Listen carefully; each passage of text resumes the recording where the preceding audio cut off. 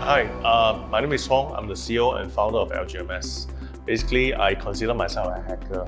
So I run the largest and most established and publicly listed cybersecurity assessment firm in the country right now. Now anyone can simply just go to the search engine and search for hacking tools and can download and simply use it without understanding the nature of how the hacking tool works. The fact is that when a hacking tool is taking effect, the impact is real, regardless whether who is operating it. And furthermore, with a lot of automation today, many attacks that we see on the internet are not done by human. Are merely done by software that's run 24/7, 7 days a week without rest. So we are seeing increasing amount of attacks in a multiple fold every day. Most common vulnerabilities that we see that making the easiest entry for hackers are using default credentials, default username and password, default settings.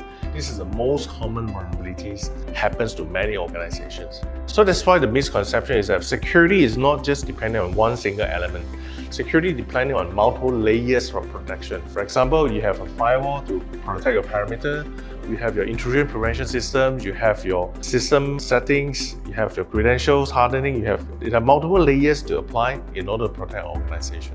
But if the system itself, the foundation of the computer itself is vulnerable, right? There isn't much an endpoint protection software can do. I mean, endpoint protection can detect, can eradicate potential threats, but it's not always 100% foolproof, especially when the foundation of the computer itself has many loopholes.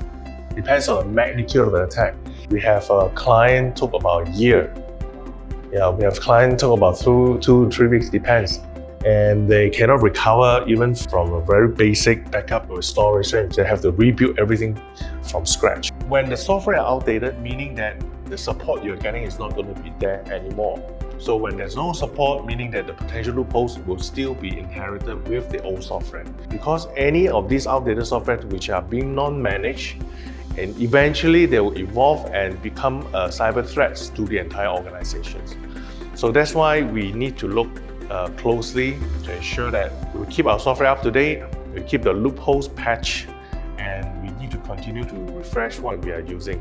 The virus today are considered fileless. It's not in a file form. So the hackers nowadays break the virus into several chunks. They'll first send you the downloaders. Once your computers are installed with the downloaders, antivirus will not be able to see that this is a potential threat. And when the downloader gets starting to function, it will start to download different components of the virus into the computers. Now, these components are also encrypted. Antivirus will not see this as a threat. So once all these components get downloaded to the computer, it will execute and run in the computer's memory. And then the file that is being assembled will be deleted. Now, in this entire process, antivirus will not be able to pick it up. Now, there was one case in Malaysia, by the way, when we did the reverse engineering, when we studied the code, we saw that the code contains the internal IP address of the victim, of the bank.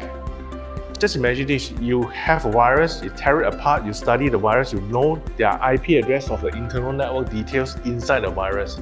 That means whoever who created this virus have a very clear insight of how the enterprise, how the bank's being networked, and they know where to go, where not to go. So obviously it's an insider's job. Perhaps they collaborate with someone from outside to develop this virus. So the next thing for us to do is to investigate from different angles, put in traps to catch the insiders. I think the most logical and sensible way to evaluate your risk is to get a third party who are neutral to perform a thorough professional assessment. So with the health check, then you get to know how secure we are as an overall.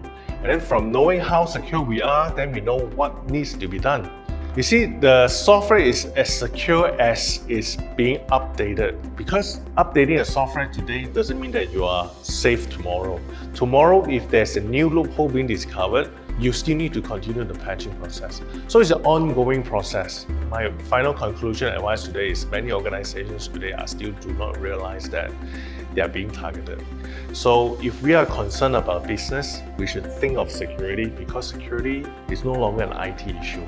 It is a business issue. So the most important element I would say is, of course, human awareness, right? Train our people to stay alert about cybersecurity trend.